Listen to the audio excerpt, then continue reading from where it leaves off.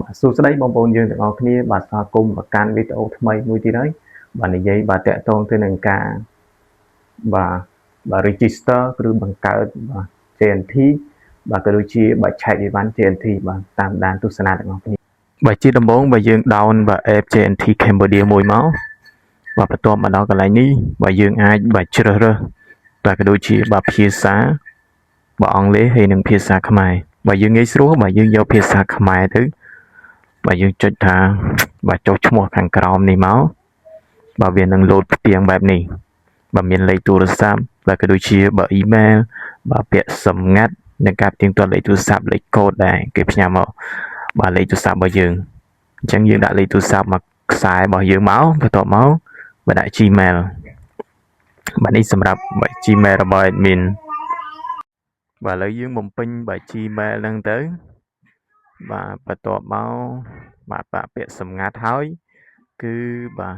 ចុចការផ្ទៀងផ្ទាត់ទូរស័ព្ទដៃនេះបាទយើងផ្ទៀងផ្ទាត់បាទទូរស័ព្ទដៃនេះហើយបាទរងចាំបន្តិចបាទវានឹងផ្ញើមកនេះបាទអូខេបាទគ្រីសចឹងមកបាទនេះបើវាផ្ញើកូដមកបាទខាងលើនេះបាទមកលេខទូរស័ព្ទដែលយើងបានដាក់ខាងលើមិញហ្នឹងបាទបន្ទាប់មកបើយើងចុចថាជំហានបន្ទាប់នៃការចូលឈ្មោះរបស់យើងគឺបាទបានជោគជ័យហើយបាទជាមួយនឹងក្រុមហ៊ុនបាទដឹកជញ្ជូនបាទ JNT បាទមកដល់កន្លែងនេះគឺបាទយើង log in ចូល account របស់យើងគឺយើងគ្រាន់តែបំពេញជាមួយនឹងបាទ Gmail ហើយនឹងបាទពាក្យសម្ងាត់តែប៉ុណ្ណោះបាទឥឡូវយើងវាយ Gmail របស់យើងចូលមកអានេះបាទសម្រាប់ Gmail របស់ admin គឺបាទដាក់នាំប៉ាំងមកបាទពាក្យសម្ងាត់ពាក្យសម្ងាត់គឺពាក្យសម្ងាត់របស់យើងមិញហ្នឹងបាទដាក់ password មិញហ្នឹងបាទដាក់ចូលមកកន្លែងនេះគឺបាទអូសមកបាទឲ្យត្រូវ correct មក